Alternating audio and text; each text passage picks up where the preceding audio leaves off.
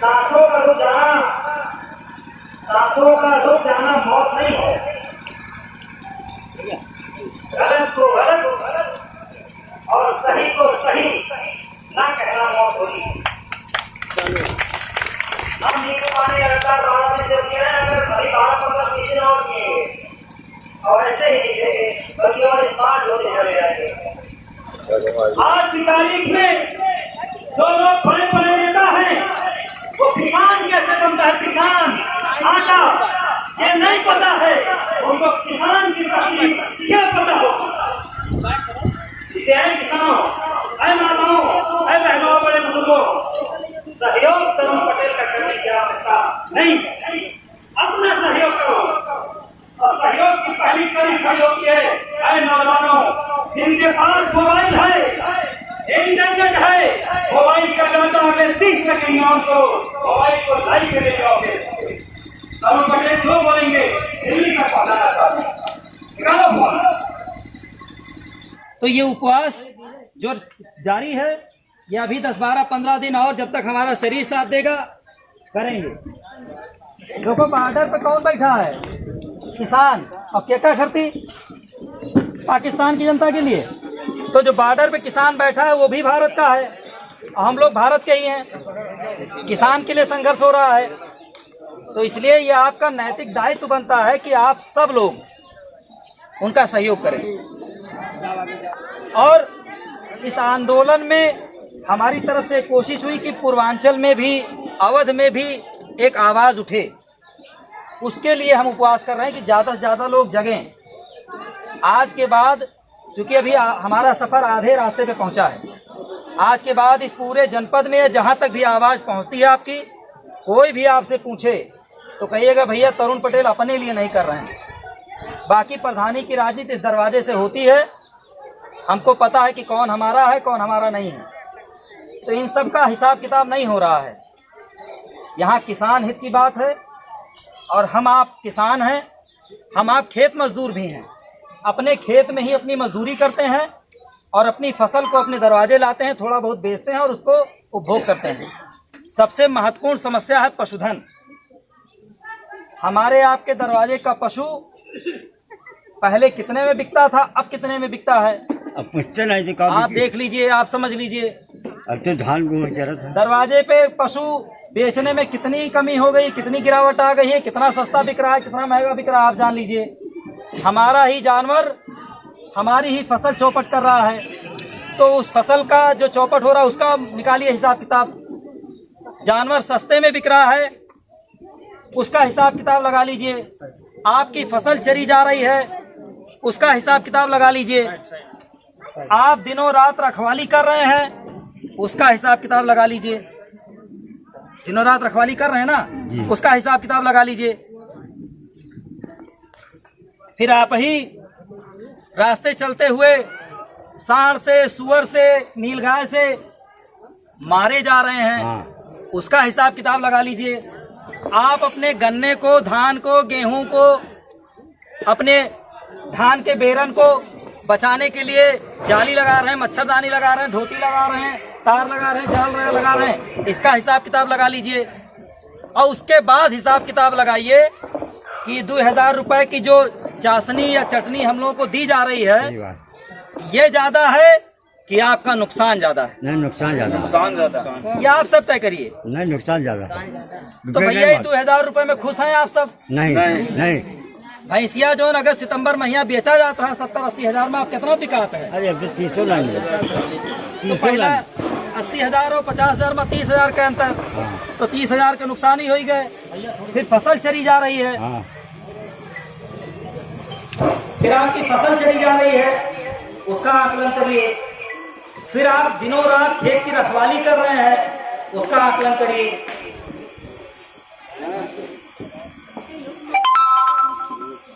दिनों रात आप खेत की रखवाली कर रहे हैं उसका आकलन कर लीजिए।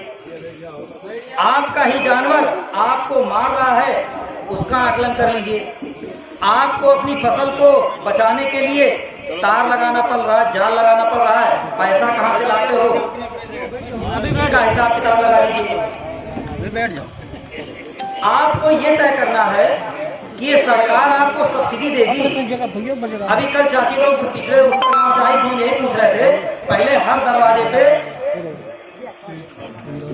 अरहर, मक्का, चना, गोभी, आलू, प्याज, टमाटर, हल्दी, धनिया, यानी बहुत कुछ फल फूल सब्जी सब हो जाता था, सब खरीद के खाओ। इतना मर्द लोग कमाई है। नहीं। आज की कमाई सिर्फ खान पान में खत्म हो रही है। अब आप भरोसे हैं मोदी जी के 2000 रुपया, भैया 2000 मिल गया है और वोट है आए, तो आप सोचिए कि अरहर यानी दाल, आलू, प्याज, टमाटर यानी सब्जी, धनिया, हल्दी यानी मिर्चा यानी मसाला, दूध, गन्ने का सही कीमत, गन्ने की सही कीमत। अब आप दिन रात रखवाली कर रहे हैं, खेत दिन रात जग रहे हैं, मेहनत कर रहे हैं, आपकी तबीयत खराब हो रही है, उसका आकलन कर लीजिए। आपको चोट लग जा रही है, कभी आपने गौर किया कि ये नौजवान की छिपी कैसे मरे? देखिए छिपी से मेरा कोई बहुत सीधी ताल्लुकात नहीं, मगर हम जानते हैं आदमी कैसे मरे थे, कैसे एक्सीडेंट हुआ। नींद आए से उड़े और मर गए, सुबह पता चला। कौन सोचेगा? मोदी जी या विधायक? नहीं।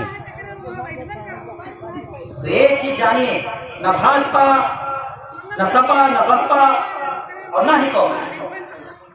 देखिए लाइव हो रहा, फिर भी मैंने आपसे लाइव करने को आया। हम किसी पार्टी के गुलाम नहीं है, भले हम कांग्रेस की राजनीति करते हैं। और आप भी, आप तो वोटर हो, वोट दे करके किसी को प्रधान, जिला पंचायत, विधायक, सांसद, मंत्री और मुख्यमंत्री बनाते हो। आप गुलामी मत करो। और मैं देख रहा हूँ कि गांव धीरे धीरे गरीब होने के साथ साथ मानसिक गुलाम भी बन रहा है। मानसिक बन रहा। कोई यादव है तो समाजवादी, कोई जाटव है तो बसपा, कोई पंडित जी है, ठाकुर साहब है, कुर्मी है तो भाजपाई। कैसे बढ़ी किसान की कमाई? क्या कहा आपको सचबो? अरे ऐसे सबसे फालतू समय हुए और ताश खेले, तम्बाकू खाए, बीड़ी पिए, से आगे की सोचिए कि बच्चा पढ़ेगा कैसे। जब बम्बई कमाओ, लुधियाना कमाओ, लखनऊ कमाओ और हमारी खर्च हो जाएगी। पहले भैंस बेचने लिया जाता और घर के छत लग जाते। एक तरफ नेताओं की नजर, बड़े बड़े उद्योगपतियों की नजर आपकी फसल और आपकी नस्ल पे है। जिम्मेदारी आपकी है, सहयोग अपना करें, तरुण पटेल का नहीं। और समाज में जागरूक लोग पूजे जाते हैं, माने जाते हैं। बाकी पशु समान भी मनुष्य होता है। जैसे पशु होता है तो खाता है, चमलाता है और गोबर करता है, उसी तरह इंसान भी होता है जिसके अंदर अपना मस्तिष्क और अपनी जागरूकता नहीं होता। ये उपवास हमने आपसे पूछ के नहीं किया, आपकी सहमति लेके नहीं किया। हाँ, हमारी चिंता थी ये गांव गरीब बनाया जा रहा है।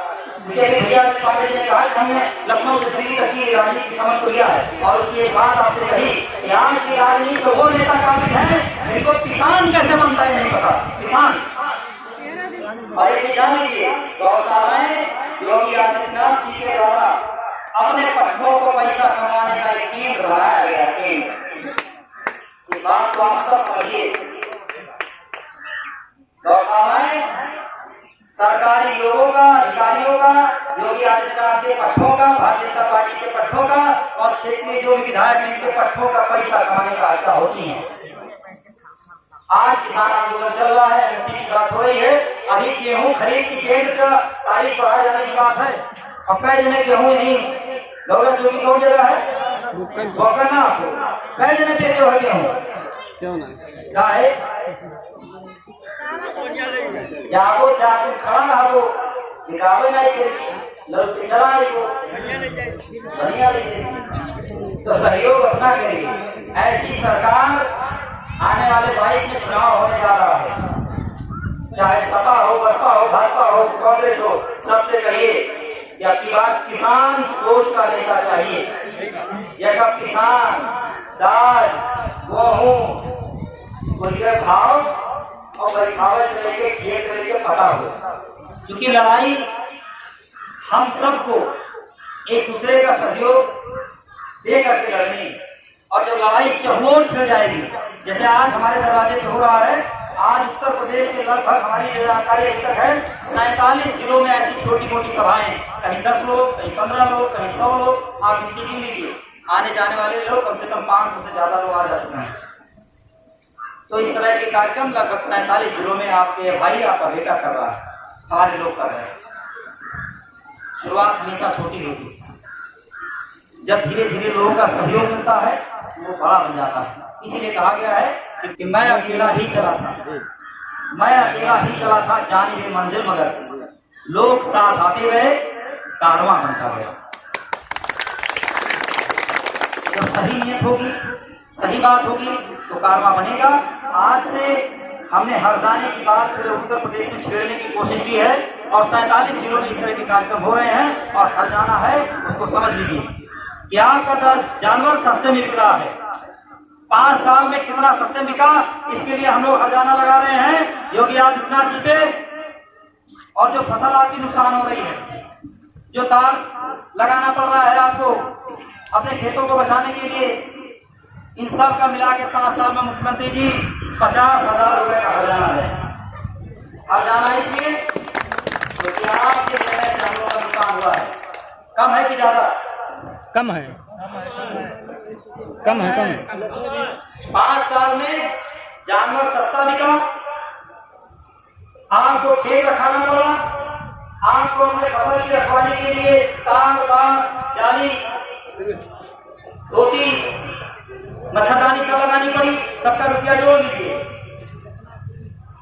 तो 50,000 रुपए के जुर्माने की बात हम कर रहे हैं कि हर 5 साल का जोड़ के हम माफ भी कर रहे हैं। सारा जुर्माना देखो तो 1 लाख के हो, 1.5 लाख के हो, 2 लाख के हो, 2.5 लाख के लिए, तो फिर हम लोग किसान हैं, साधु सन्यासी सबका खावा वाला तो सन्यासी तो माफ किया जाए, मगर छोड़ा नहीं जाए, कार्य तुम नकली बनाओ हमारे आपको से। तो 50,000 रुपए का जुर्माना जो आपके इस गलत निर्णय से, इस आदूरदर्शी निर्णय से जो हम लोग का नुकसान हुआ है, वो 50,000 रुपए का है कि नहीं? मतलब एक सुअर के मारने से दरोगा तक खड़ा हो रहा है कि मान 20,000 रुपये काट जाएगा। ये तो चाहिए, सारा खेल यहाँ है, इसको समझिए। ये सरकारी लोग सुअर मरने पे भी कमीशन नहीं छोड़ रहे हैं। अगर नहीं तो आवाज बुलंद करोगे तो एक दिन आपकी चमड़ी तक उतार लेंगे और कुछ नहीं करेंगे। तो इसके विषय में आपको गंभीर होना पड़ेगा। किसानों का नुकसान हो रहा है, किसान अपने हरजाने की बात करे, और जब किसान अपने हरजाने की बात करेगा तो लोग सोचेंगे कि भाई किसान जल रहा है, किसान सो नहीं रहा है। तो यही के साथ बहुत लंबी बात हुई, आप लोगों ने लग दिया 1 घंटे की बात, 1.25 घंटे की, लगभग 2 घंटे से कार्यक्रम चल रहा है। हम चाहेंगे कि आप लोग भी जब भी जहां भी हो सके इसकी चर्चा पर चर्चा करते रहिए और अपने हक और हुकूक की बात करते रहिए बहुत संजीदगी से, क्योंकि हर दौर को और हर समय नौजवानों से कहना चाहता हूँ, आप जान लीजिए कि कोई नेताजी सुभाष चंद्र बोस दोबारा नहीं आएंगे, कोई भगत सिंह, कोई महात्मा गांधी, कोई सरदार वल्लभ भाई पटेल, कोई मौलाना आजाद, कोई महेंद्र सिंह टिकैत दोबारा नहीं आएंगे। हर दौर की लड़ाई उस दौर के अपने खुद के नौजवान को लड़नी पड़ती है।